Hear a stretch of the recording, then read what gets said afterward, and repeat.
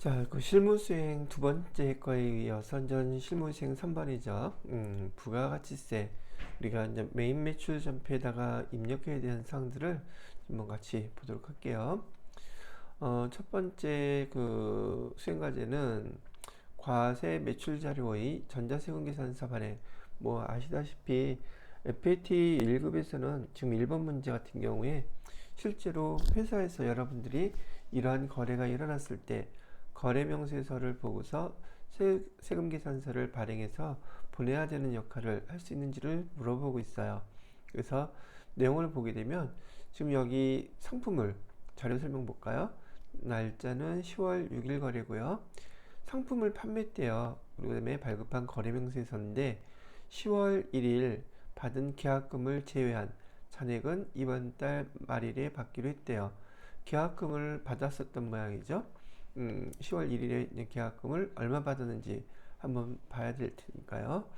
자, 뭘 하라 그러냐면 거래명세서에 의한 매입 매출 자료 입력하세요라고 되어 있는데 얘는 전 여러분들이 거래명세서를 보게 되면 매출했을 때 회계 처리가 기본적으로 이렇게 된다라는 것을 알고 계셔야지 돼요.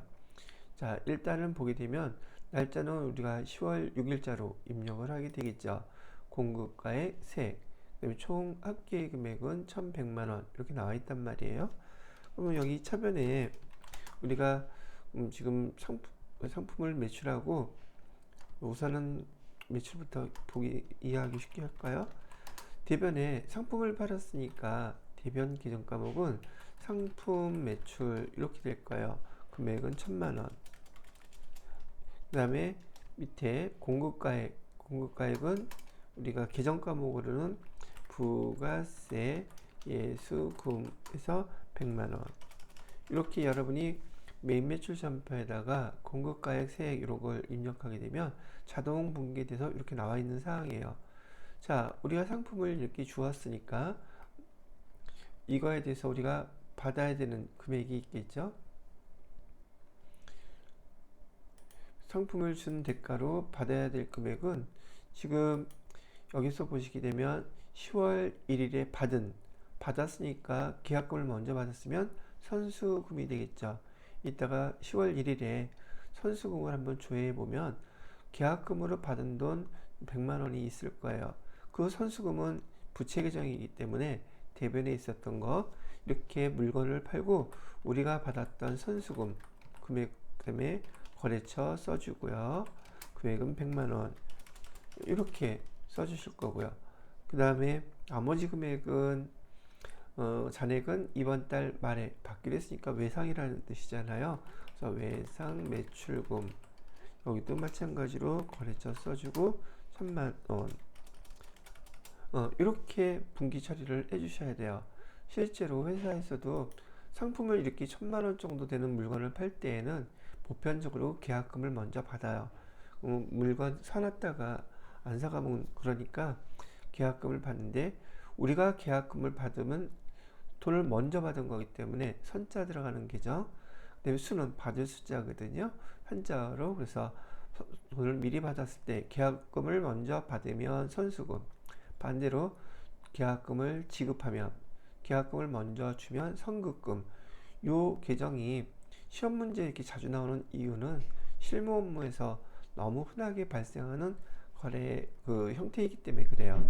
그래서 요거 그대로 잘 기록할 수 있다면 회사에서 자주 발생하는 요 거래를 여러분들이 세금계산서도 발송하고 그다음에 회계 처리도 할 수 있게 되더란 얘기죠. 자, 그럼 요 내용을 갖다가 메인 매출 자료에 입력하라고 했으니까 이렇게 입력하고요. 그 다음에 세금계산서 발급해서 보내야 되겠죠. 보내기로 할게요. 자, 우리 메인 매출 전표 입력할 때 가장 중요한 것 중에 하나가 부가세 유형 선택하는 거예요. 지금 얘는 매출이니까 매출의 증빙서류는 세금계산서를 발행하는 거니까 11번 과세 얘를 선택해야 되겠죠. 뭐 여러분들한테 누누이 얘기하지만 부가세 유형 선택할 때는 반드시 증빙서류를 보고 그 다음에 입력하는 습관을 들이세요. 여기 증빙서류는 매출인 거 얘기했고요. 그다음에 전자 세금계산서요. 세금계산서니까 여기 11번 과세 이렇게 선택한다. 이렇게 기억을 하시라는 얘기죠. 자, 그럼 이 내용을 메인 매출전표에다가 입력해 보도록 할게요. 날짜는 10월 6일이라고 그랬죠. 우리가 이제 여기 메인 매출 전표 입력 클릭하시고요.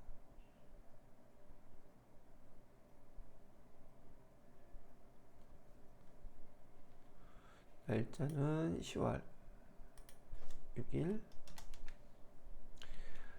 자, 유형은 11번. 여기 매출에서 과세 세금계산서일 때 증빙서류 품명은 제로,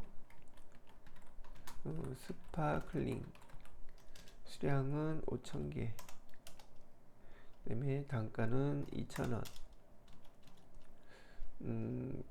거래처는 탄산나라, 세금계산서 여기는 엔터 치고 넘어가야죠. 여기다가 입력 표시하게 되면 세금계산서 발급할 수가 없어요. 자, 분기는 혼합분기로 누르시고요. 자, 아까 말씀드렸던 대로 공급가액은 상품 매출, 부가가치세는 부가세에서 벌써 분기가 되어 있는 상태죠. 대변은. 자, 이거에 대한 대가로 차변에 우리가 선수금 받았다 그랬죠. 선수금 계약해서 금액은 100만원, 그 다음에 나머지 금액은 외상매출금 1,000만원. 자, 이렇게 분기를 해주시면 돼요. 그런데 아까 말씀드렸던 것처럼 이 선수금이 얼마인지를 여러분이 조회할 줄 알아야 되겠죠. 선수금 여기 보시게 되면 일반 전표에 있을까? 날짜는 10월 1일이라고 했어요. 보시면 여기 탄산나라에서 선수금 받은 거 100만원 이렇게 나와 있죠. 이렇게 조회하셔서 선수금 얼마 받았는지를 보신 다음에 분기를 갖다가 여기 10월 6일 날짜로 이렇게 해주시면 된다는 얘기예요. 자, 이제 세금계산서 발급해야지 돼요. 세금계산서는 여기 부가가치세 관련돼서 세금계산서 발행 및 내역관리 클릭하시고요. 날짜는 10월 6일 것만 하면 되죠. 미전송되어 있는 여기다가 클릭하시고, 여기 전자발행을 누르는 의미는 지금 거래 명세표를 보고 우리가 자료를 입력했죠. 그 입력한 자료에 대해서 세금계산서를 만들라는 뜻이에요. 여기 프로그램에서 세금계산서를 만들고, 두 번째 전송하는 거 순서가 이렇게 되는 거예요. 전자발행 누르시게 되면 확인 누르시고요. 이거 선택을 안 했네. 다시 전자발행. 그러면 이렇게 세금계산서가 만들어진 거예요. 내용들. 발행 누르시고요. 여기서 이 발행의 의미는 세금계산서를 발행했다는 뜻이에요. 그 다음에 발행된 이 세금계산서를 거래처와 국세청에 전송해야 되죠. 여기가 이제 전송해서 보내는 기능이에요. 클릭만 눌러주면 돼요. 사실은 매출 조회 해주시고, 미전송 돼 있죠. 발행은 여기 누르셔도 되고, 여기 누르셔도 되고, 여기 누르셔도 돼요. 뭐 대부분 바로 옆에 있으니까 여기 발행 누르면 되겠죠. 발행 완료해서 전송이 되게 되면 여기 관리번호가 자동적으로 부여될 것이고요. 그다음에 국세청에서 승인된 승인번호가 여기 뜰 거예요. 그러면 정상적으로 잘 발행이 됐다, 이렇게 판단하시면 된다는 거죠. 여기 떴죠? 자, 이렇게 발행을 하면 전송 성공도 나와 있어요. 자, 여러분이 여기 이제 세금계산서를 발행하고 난 다음에 굳이 뭐 볼 필요는 없지만 10월 6일 걸 다시 한번 조회해 보시게 되면 이렇게 전자 세금이라는데 전자 발행으로 이렇게 뜬단 말이죠. 이게 1번 문제를 1번 문제에서 요구했던 상황이에요. 이렇게 입력해 달라고요. 자, 그 다음에 2번 문제로 넘어가 보도록 할까요? 자, 2번 문제는 지금 매입거래래요. 매입거래인데 증빙서류가 신용카드 매출전표예요. 그럼 매입에서 신용카드 매출전표의 부가세 유형 코드 번호는 57번 카과, 그 그렇게 입력을 해야겠구나 판단을 하셔야 된다는 얘기죠. 거래 날짜는 2023년 10월 18일로 되어 있어요. 자, 그래서 여기 날짜는 됐고요. 상금회에서 상품을 구입하고 발급받은 신용카드 매출 전표이다. 상품을 구입한다 그랬었죠. 그래서 메인 매출 전표에다가 입력해 보세요 라고 얘기를 하고 있어요. 여기서 신용카드 매출 전표인 경우 메인 매출 전표에다가 입력할 때에는 10월 날짜가 며칠이었지? 10월 18일이라고 해주시고요. 자, 유형은 매입했다고 했죠. 매입해서 증빙서류가 신용카드니까 여기 카드죠. 신용카드 카과 품목이죠. 자, 그랬더니 어디 은행이냐고 어디 카드냐고 물어보고 있어요. 이 아까 카드 종류가 삼성카드였었죠. 삼성카드 눌러주시고 확인. 자, 그 다음에 품목은 그냥 상품이라고 해도 되고요. 가로 해놓고 제로 하이쿨이라고 또 가르쳐 줬으니까 친절하게 그렇게 입력해주고, 그 다음에 금액은 카과인 경우 카과 또는 현과, 그 다음에 건별인 경우에는 공급가액란에다가 공급대가 입력하시고 엔터 치면 공급가액과 세액이 자동 분리돼서 나타나는 거 보이죠? 자, 그 다음에 거래처는 상금에 여기 해주시고요. 전자 관련 없고요. 카드 했으니까 이렇게. 자, 그러면 상품 미지급금까지 해가지고 여기 미지급금으로 나와 있는데 이게 근데 수정이 되나? 자, 여기 주의하셔야 될 게 지금 여기서처럼 우리가 지금 상품을 사갖고 왔죠. 상품을 사갖고 왔는데 우리가 돈을 아직 지급하지, 신용카드로 결제했기 때문에 아직 그 돈을 지급한 게 아니란 말이에요. 근데 상품을 사갖고서 미지급금이 아니라 여기 뭐라고 쓰셔야 되냐면 외상매금이라고 써야 돼요. 근데 이렇게 카드로 결제를 해서 자동 분기된 상태를 보니까 여러분들한테 이거 수정할 줄 아는지를 물어본 문제인 것 같아요. 이거 그냥 하면 수정이 안 됩니다. 그래서 이거는 어떻게 처리해 주셔야 되느냐면 카드 분기라고 하지 말고요. 혼합 분기로 누르셔야 돼요. 그래서 혼합 분기를 해가지고 여기 대변에다가는 외상매입금이라고 해서 여러분이 그 내용, 그 계정을 직접 바꿔서 입력해 주셔야 되고, 또 하나 주의해야 될 거, 외상매입금하고 그냥 넘어가면 여기 감점 내지는 틀렸다고 한단 말이죠. 왜요? 외상매입금이긴 한데 거래처가 우리가 돈을 줘야 될 것이 상금회가 아니라 아까 얘기했던 카드, 삼성카드예요. 이렇게 해야 된다는 거 주의를 기울여 주셔야 돼요. 잘 틀리더라고요. 틀리는 게 아까 여기 카드 분계란에다가 자동 분계란에다가 카드라고 이렇게 해놓고서는 수정이 안 되니까 이거 고민하다가 시간을 많이 잡아먹는단 말이죠. 고민에다가 시간 잡아먹으면 시간도 손해, 수정할 줄 몰라서 틀려, 이건 두 개 다 손해가 되는 상황이 돼버린단 말이죠. 요거 좀 주의를 하셔야지 될 문제 중에 하나예요. 자, 그렇게 설명을 해드렸고요. 여기 삼성카드 나와 있죠. 자, 그 다음에 세 번째 거래네요. 세 번째 거래는 도시가스 요금이라고 나와 있네요. 이것도 매입이에요. 매입. 이렇게 신경 써야 되는 것은 여러분이 순식간에 그 부가세 이용코드 번호를 잘못 입력하는 경우가 있어서 잘 주의하라고 설명해 드리는 거고요. 날짜는 10월 15일인데 내용을 한번 보도록 할까요? 도시가스 요금. 회사의 10월분 도시가스 요금 명세서래요. 작성일정이 나와 있죠. 기준으로 입력하고, 그러면 날짜는 11월 15일로 입력하라는 뜻이고요. 납부 마감일에 보통 예금 통장에서 자동 이체되는 거래의 입력은 생략한다 라고 되어 있어요. 이게 무슨 말이냐면, 또 이거 우리말인데도 불구하고 이게 무슨 말인지 헷갈려 하시는 분 있어요. 여기 납부 마감일은 여기 있거든요.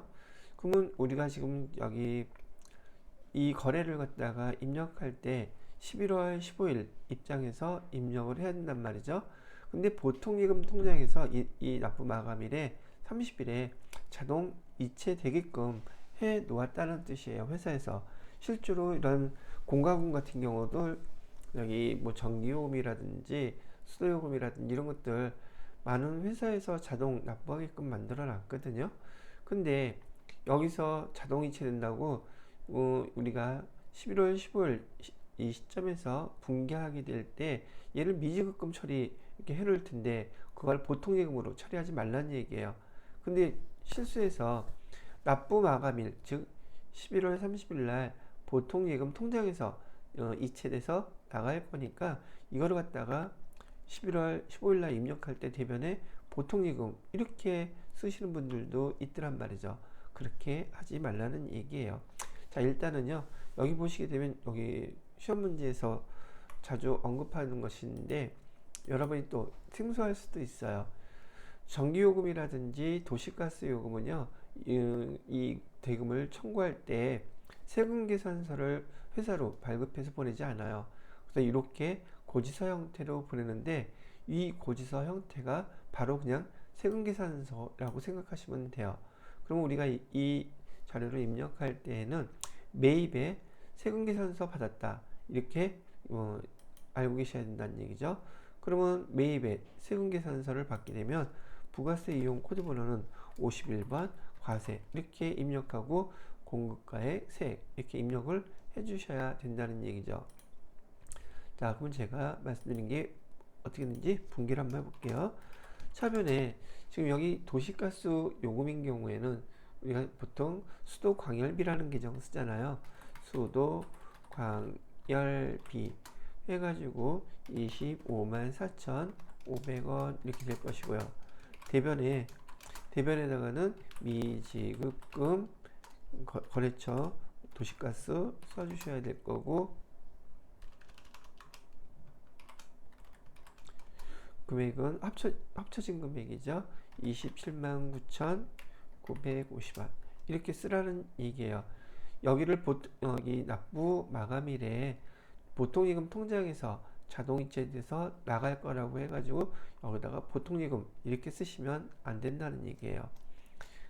나중에 11월 31일 날 통장에서 이체돼서 빠져나가면 차변에 미지급금, 대변에 보통예금 그때 가서 한 번 더 회계 처리를 해 주셔야 되는 겁니다. 자, 그 다음에 여기는 부가세 대급금 해갖고 25,450원 이렇게 회계 처리를 해 주시면 된다는 얘기예요. 그리고 여기 세금계산서 발급을 갖다가 이제 해봤기 때문에 전자입력으로 입력하라고 그랬죠. 발급해서 받은 거기 때문에 그래서 여기 전자입력으로 표시해 주세요 라고 얘기를 한 겁니다. 요런 뜻이에요. 자, 그러면 요 거래에 대해서 메인 매출 전표에다가 이렇게 입력을 해 보도록 할게요. 날짜는 11월 15일 해주시고요. 유형은 매입에서 과세, 품목은 도시가스 요금이라고 쓰고요. 자, 공급가액은 254,500원 이렇게 해주시고요. 거래처는 어디였어요? 도시가스 한국 도시가스 세금계산서 발급 받은 거고요. 분계 혼합 분계로 해주시고요. 자, 요거 상품이 아니라 수도광열비를 해줘야죠. 수도광열비 대변에다가는 미지급금 금액은 279,950원 이렇게 입력해 주시면 돼요. 늘상 제가 말씀을 드리지만 여러분이 이거 자격증을 위해서 연습하실 때 자격증만이 아니라 회사에서 이렇게 자료를 보고서 여러분이 입력할 수 있는지 없는지 이 거래 내용 자체가 회사에서 지금 발생한 거래라고 생각하시면서 실무 배운다 생각하고서 연습하시면 조금 더 좀 집중도가 높아지지 않을까 생각이 들어요. 자, 네 번째 문제예요. 매출 거래라고 되어 있고요. 증빙서류가 계산서예요. 매출이면서 증빙서류가 계산서이면 부가세 유형은 13번 면세 그거를 선택하라는 뜻이죠. 이렇게 계산서를 보고 아니, 증빙서류를 보고서 그 다음에 부가세 유형 선택해서 입력하시기 바랍니다.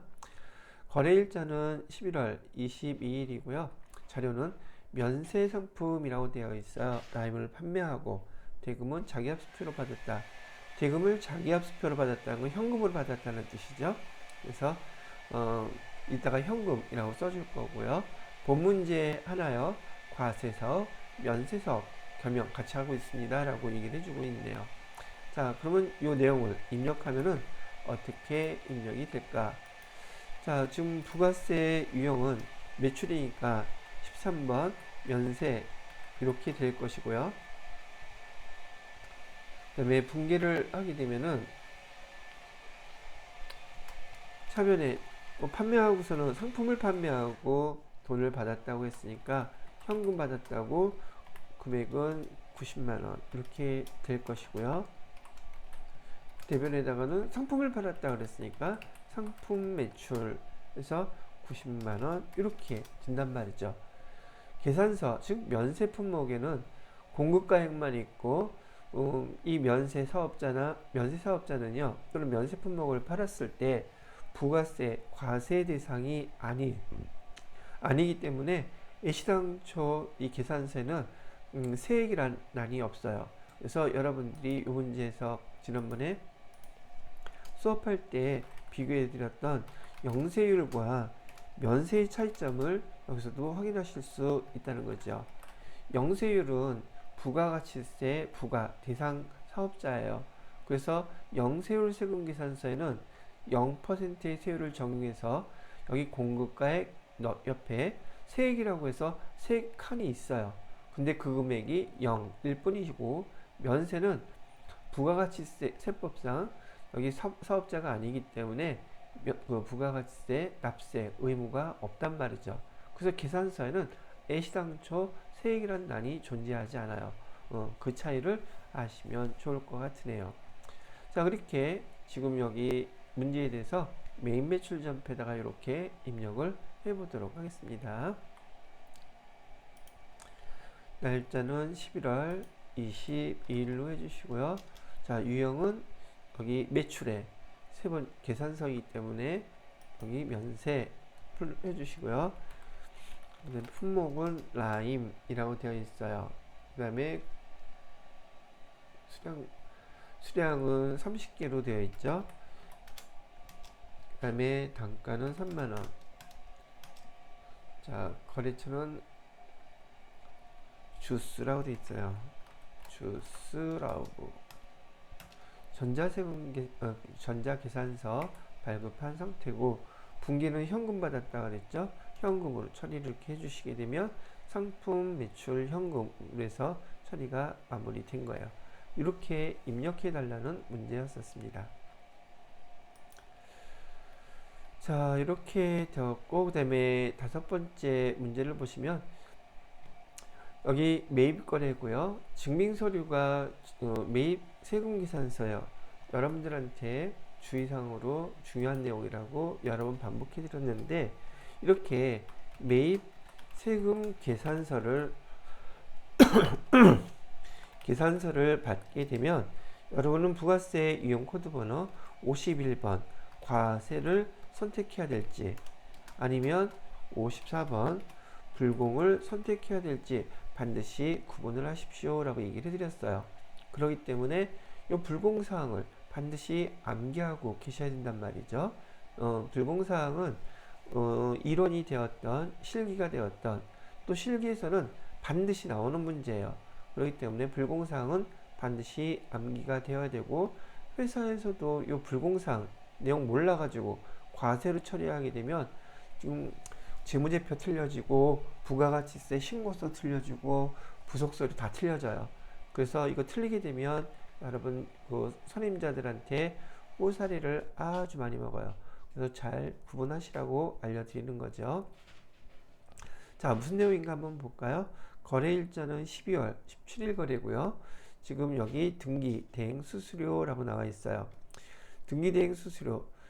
상품 보관 창고를 건설하기 위해 만든 토지, 토지의 등기 대행 수수료에 대한 전자세금 계산서를 수취하고 대금은 현금으로 지급했다. 그러면 이 비용은 지금 토지 때문에 발생한 부대 비용이에요. 토지와 관련된 매입세금 계산서이기 때문에 얘는 불공처리 해야지 된다는 말이죠. 이거를 아느냐 모르냐 이렇게 물어본 거고, 매입매출 자료에다 이 등기대행 수수료 이 금액을 뭘로 해달래요? 자본적 지출로 처리해달라고 얘기를 하고 있어요. 분기는 어떻게 되느냐? 지금 여기서 우리가 입력하게 되면 부가세 유형은 불공으로 이렇게 입력하게 될 것이고요. 공급가액은 130만원, 부가세, 매입세 이렇게 입력을 하게 되겠죠. 근데 불공 처리를 하게 되면 이 두 가지 금액이 다 합쳐진 금액으로 어떻게 나오느냐? 143만원 이렇게 표시가 돼요. 얘를 갖다가 자본적 지출로 처리해 달라 그랬으니까 얘는 토지와 관련돼서 발생한 비용이므로 부대비용 토지 여기 취득한 자산으로 표시해 주는 게 여기서 요구하는 자료란 말이죠. 얘를 토지라는 기종으로 회계 처리해 달라고 얘기를 하고 있는 거예요. 대금은 현금으로 납부했다고 하고요. 자, 요 내용을 갖다가 날짜 12월 17일 날짜로 입력을 해 보도록 할게요.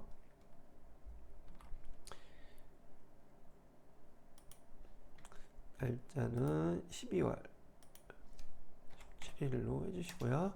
자, 유형은 여기 불공이 왜 불공이에요? 물어보고 있죠? 토지와 관련된 거예요. 그래서 토지는 어디 있냐? 첫 번째 있네요. 토지의 자본적 지출 관련 클릭하시고요. 확인.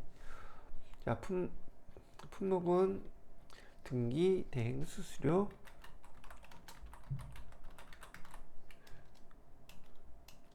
공급가액은 130만원, 거래처는 법인 한라. 세금계산서 받았으니까 전자입력으로 해주시고요. 혼합분기가 아니라 그냥 여기는 현금으로 처리하시면 되겠죠. 그리고 나와 있는 이 금액 상품이 아니라 토지로 해주셔야 된다는 얘기고요. 그러면 여기 토지로 돼 있는 금액이 143만원이죠. 공급가액하고 세액, 부가세 불공사항이기 때문에 부가세 공급가액에다가 포함해서 한꺼번에 토지로 이렇게 처리해 주시는 거예요. 자, 이렇게 처리해 달라고 요구한 문제가 바로 이 5번 문제에 해당되는 거였었고요. 그 다음에 6번 문제를 보시게 되면 부가가치세 신고서에 의한 회계처리라고 되어 있어요. 여기 부가가치세 어떻게 됐나 봤더니 날짜는 8월 22일이고요. 139만 8천원 지금 들어왔죠. 요거는 우리가 환급받은 내용이 될 것 같으네요. 자료 설명을 보니까 제1기 부가가치세 확정신고와 관련된 부가가치세 환급세액이 국민은행 보통예금 계좌로 입금됐어요 라고 얘기를 하고 있어요. 그럼 요거 같은 경우에는 일반 전표에서 입력을 해야 된단 말이죠. 여기 차변에다가는 여기 보통예금으로 들어왔다 그랬으니까 보통예금 해놓고요. 여기 국민은행 이렇게 써주시고 금액은 139만 8천원 이렇게 써주시면 된다는 얘기고요. 그러면 여기 1기 확정신고라고 했었으니까 이 회계처리는 우리가 환급 받아야 될 계정에 대해서는 6월 30일에 일반 전표에 입력이 되어 있다는 얘기예요. 그 환급세에 대한 회계 처리하셔야 그러는데 거래처 코드 어느 세무서인지 이것도 입력하라는 뜻이에요. 그때 우리가 이제 미수금으로 해놨던 걸 받았으니까 미수금 거래처는 역삼 세무서 이렇게 되어 있을 것이고 금액은 139만 8천원 이렇게 우리가 회계 처리를 해 주셔야 된단 말이죠. 일반 전표 입력에서 며칠 날짜로 8월 22일 날짜로 근데 여기 수행과제에 6월 30일 날 입력된 일반전표 참고하라고 되어 있는데 6월 30일 날 그럼 분기는 입력은 어떻게 되어 있을까? 모르긴 몰라도 이렇게 입력이 되어 있겠죠. 차면에 부가세 예수금 얼마 이렇게 입력이 되어 있을 거고요. 대변에는 부가세 대급금 얼마 이렇게 입력이 되어 있었을 거예요. 그리고 그 차이가 지금 우리가 부가세 대급금 우리가 공제받는 금액이 훨씬 더 컸어요. 부가세 예수금보다 납부해야 될 것보다. 그래서 여기다가 미수금 가로에 놓고 여기 역삼 세무서 이렇게 해놓은 다음에 여기 금액에 139만 8천원 이렇게 되어 있을 거란 말이죠. 며칠 날짜에 6월 30일 날짜에. 그래서 환급이 지금 들어온 요 8월 22일 시점에서 요 미수금 빼주고요. 그다음에 보통예금으로 여기 회계 처리를 이렇게 해주는 것이랍니다. 자, 그러면 6월 30일 날 이렇게 되어 있는지 확인해 보고 그 다음에 우리는 입력해야 될 건 8월 22일 날짜에 이렇게 입력을 해 주도록 해 볼게요. 자, 얘는 일반 전표 입력해서 처리해야 돼요. 그래서 조회할 거는 6월 30일 걸로 한번 조회해 보니까 말씀드렸던 대로 여기 부가세 예수금 950, 부가세 대급금은 1,089만 8천원. 그래서 우리가 역삼세무서에서 받아야 될 미수금, 지금 얘가 입금이 된 거예요. 그래서 얘에 대해서 차변에 있었던 거를 대변으로 없애주고 보통예금 처리해 준단 말이죠. 어떻게 해요? 이렇게 해요. 22일 날 차변에다가는 보통예금으로 여기는 어디 보통? 국민은행 보통계좌로 금액은 봐야죠. 139만 8천원 입력이 됐고요. 그 다음에 대변에다가는 미수금은 역삼세무서라 그랬어요. 이렇게 반드시 여기 코드번호 미수금에 대한 코드번호 입력하려고 했기 때문에 이거 안 하면 감점 내지는 틀렸다고 할 수도 있단 말이죠. 139만 8천원 이렇게 입력을 해주시면 돼요. 보통 여러분이 회사에 취업을 하시게 되면 대부분 법인에 가실 거예요. 법인 회사인 경우가 많을 텐데 법인들은 보편적으로 여기 부가세 1기 예정 확정, 2기 예정 확정 4번을 해야 되기 때문에 이것도 1년에 최소한 4번을 입력해야 되는 반복적인 상황의 회계 처리예요. 잘 알고 계셔야 되겠죠. 자, 이렇게 해서 지금 우리 부가가시세 관련된 것까지 수익 문제 3번까지 한번 같이 다들 해보셨어요. 자, 그 다음에 여기 그 결산 문제가 나와 있죠. 결산 실무 수행 4번 문제네요. 수동결산 및 자동결산이 돼 있다고 하는데, 자, 여기 자료 설명에서 수동결산은 일반 전표 입력에서 12월 31일 날짜로 차변, 대변 해당되는 거래를 여러분이 직접 분기하시는 걸 수동결산이라고 불렀고, 자동결산이라고 얘기하는 것은 여러분이 결산자료 입력이라는 파트에 여러분이 해당 계정 과목의 금액을 입력하고 F3 전표 추가를 눌러서 자동 분기를 실행하는 것을 우린 자동결산이라고 불렀어요. 보편적으로 수동결산 한 문제, 그다음에 자동결산 한 문제, 이렇게 두 문제가 출제가 되는데 보니까 1번 문제 같은 경우는 장기대여금이라고 얘기하면 우리가 돈을 빌려준 거예요. 근데 미수이자. 근데 12월 31일이 딱 됐는데 돈을 빌려주고 우리가 지금 받아야 될 이자 수익이 60만 원이 생겼어요. 실제로 받은 것은 아닌데 지금 기간상으로 우리가 돈을 받을 그 기간 발생한 것이 60만 원이 발생했다는 뜻이에요. 그러면 이거는 우리 손익의 예상에 해당되는 계정인데요. 그럼 이거 예상하세요. 60만 원 미수이자 발생했다 그러면 계상했다 그러면 이자 수익 돈 빌려주고 우리가 받아야 될 돈 60만 원이 이렇게 생겼어요. 근데 이게 실제로 지금 받았어요? 못 받았어요.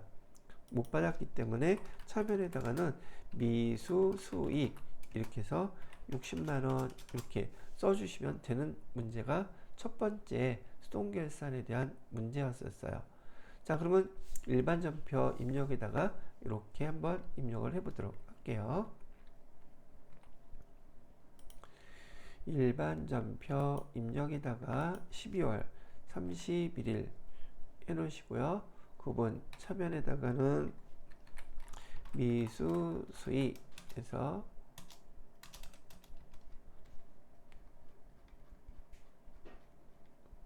60만원 써주시고요. 대변에다가는 이자 수익해서 60만원 이렇게 해주시면 첫 번째 결산 정리사항으로 수동결산 마무리 하신 거고요. 두 번째 기말상품 재고액 상품 재고액이 3,900이래요. 얘는 여러분이 입력해야 될 것은 자동결산에 해당되는 거기 때문에 여기 결산자료 입력 여기 클릭하셔서요. 1월부터 12월까지 조회를 해주시고 그냥 확인 누르시면 돼요. 그럼 여기 보시면 기말상품 재고액이라고 나와 있는 거 보이시나요? 여기 기말상품 재고액에다가 금액을 주어진 대로 3,900만원 이렇게 입력하시면 땡 끝난 거예요. 자, 이렇게 했고 문제에서 더 이상 해당되는 거 1번, 2번 없죠?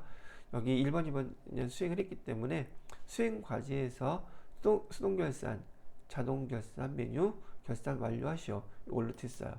그런 다음에 여기 여러분들이 전표 추가 이거 누르지 않으면 안 됩니다.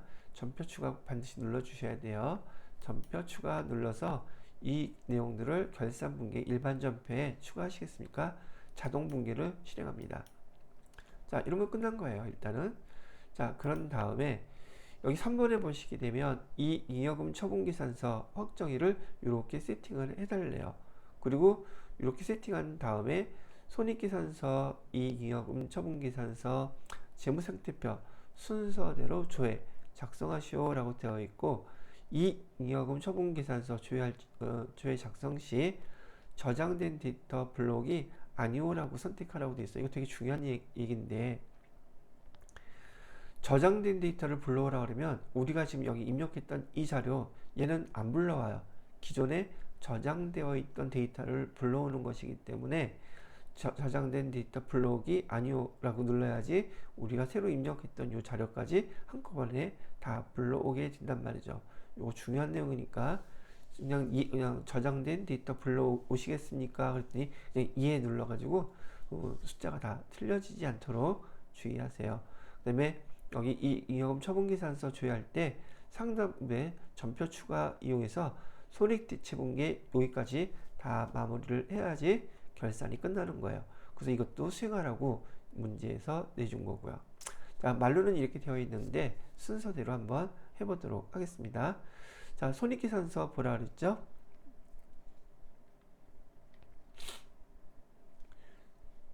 화면에서요. 결산은 끝났고 손익계산서 먼저 보라고 했으니까 손익계산서 클릭하십시오. 그리고 월은 12월로 봐주시고요.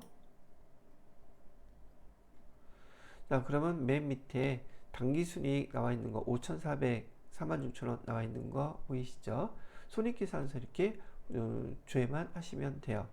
두 번째로는 여기 이익잉여금 처분계산서라고 되어 있어요. 클릭하시고요. 자, 저장된 데이터 있대요. 이거 불러오라고 여기 아니오 누르라고요. 자, 그 다음에 처분 예정일 나와 있죠. 이거 입력해 주세요. 단기 거는 2023년, 2024년 단기 거 2월 27일, 전기 거는 2023년 2월 27일 이렇게 입력해 주시고요. 그런 다음에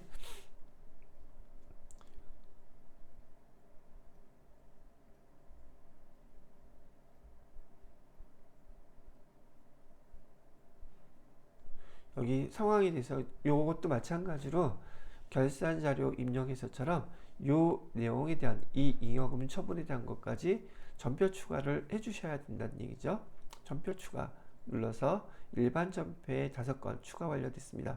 요거까지 하게 되면 최종적으로 손익계산서의 내용이 재무상태표로 다 반영이 되는 거예요. 그럼 재무제표가 완성이 된다는 얘기죠. 여기 당기순이익은 아까 우리 손익계산서에서 왔던 그 금액이고, 지금 여기에 미처분 이익잉여금, 지금 전표 추가한 그 결과가 어떻게 반영되느냐 하면, 미처분 이익잉여금이라고 하는 이 금액이 재무상태표의 2월 이익잉여금에 반영되는 과정이에요. 그거를 하기 위해서는 반드시 얘를 눌러주셔야지 손익대체분기가 다 끝나게 된다는 얘기죠.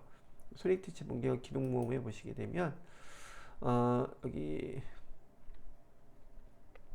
전표 여기서는 기록모음은 필요가 없겠네요. 자, 그래서 여기까지 해서 끝난 거고, 요 내용이 좀 순서대로 보시게 되면 손익계산서 봤어요. 이익잉여금 처분계산서 열어가지고 저장된 데이터 블록이 아니오 눌렀고, 그 다음에 상단부에 전표 추가까지 눌러서 마무리가 끝났어요. 그 다음에 뭐 하래요? 재무상태표 봐달래요. 여러분은 지금 설명하니까 보면서 이게 복잡해 보여도 요거 하나만 순서만 잘 이해하시면 이거 하는데 뭐 한 5초 10초밖에 안 걸려요. 그 다음에 재무상태표 보라 그랬죠.